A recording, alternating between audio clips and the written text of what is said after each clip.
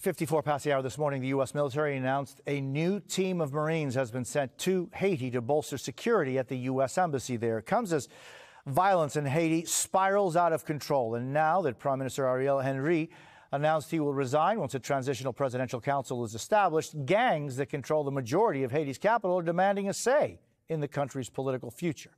Joining us now is Jerry Straub, founder and president of the Santa Chiara Children's Center in Port-au-Prince. Jerry, it's always great to see you. I know that you've lived in Haiti off and on for so many years. You have an orphanage there. Your wife is a doctor there.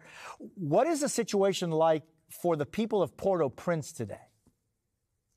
Oh, well, the people in Port-au-Prince have been suffering not only during this insurrection, but for the last 2 years. The violence has been extreme. Gangs would rush through some neighborhood and literally burn down 100 shack homes and force all the people out. And people were afraid to go out on the streets. And then this last week, it's been really intensified. All the schools are closed. There was no transportation. We're running out of food. Our orphanage is running out of water and diesel fuel. So it's been pretty horrific. And Jerry, I mean, diesel fuel is so important for you and for your orphanage. You've got more than 40 kids there. How is this affecting that organization? Well, we have to, the gas stations are all closed, so we have to go out and go on the black market. We're paying, I just got gas and fuel, which we had to transport in our car. The other day, we're paying like $10 a gallon for gasoline. So, and you have to pay cash. So, you know, people are really, 5 million Haitians are suffering from acute hunger. For nearly 9 years that I've been here, I've encountered people hungry and thirsty, but not just for food and water, but for some sense of justice and relief from the perpetual hopelessness and the mindless violence. They don't see any solution coming.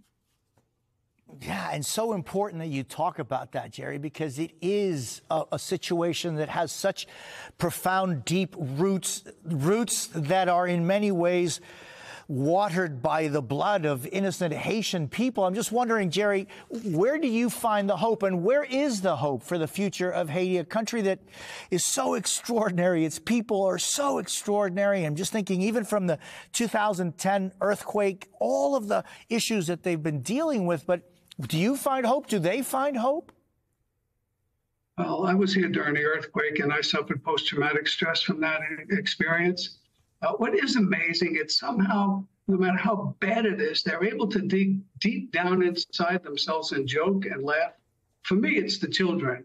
Every time I feel like I want to just get on a plane and get out of here, which I can't do anymore, I just have to go downstairs and see my kids, and they make me smile. I've known most of them all their lives. All of my kids are throwaway, abandoned kids. This trip, I was supposed to go to Cuba with a little 2-year-old girl who needed a surgery, and the flight was canceled. It took me a month to work through all of that stuff to get her, get all the documents needed. And she even has her own, passport now. She's only 2 years old. But it's right now, it's very tough. People are feeling, they're glad Ariel is gone, but they don't want another clone of him, and they want a voice at the table. Because no one is caring about looking out for the needs of the poor, which are so critical. Yeah. Most people in my neighborhood have no running water, no toilets. It's every day is a struggle for survival. And Jerry, how is it that we all can help, not only you, your organization, but how can we help Haiti? I don't know. I mean, it's such a complex issue. For me, everything is about funding, because during this time, the shortage of food, the price of everything is going up, and that's a huge problem. But I don't think there are any simple solutions here. The gangs are never going to approve a provisional or a transitional government. They're the ones that did all the killing, and now they want amnesty and a place at the table. I really don't know how this is going to resolve it. So part of the problem is many of the politicians were the ones who empowered the gangs. So it's it's a difficult situation to understand. I mean, it would take me a lot of time to explain just what's going on. Jerry, let's keep in touch. Of course, I very much appreciate what you do and how you do it. Jerry Stroup, thank you for being with us this morning. Thank you, Jose.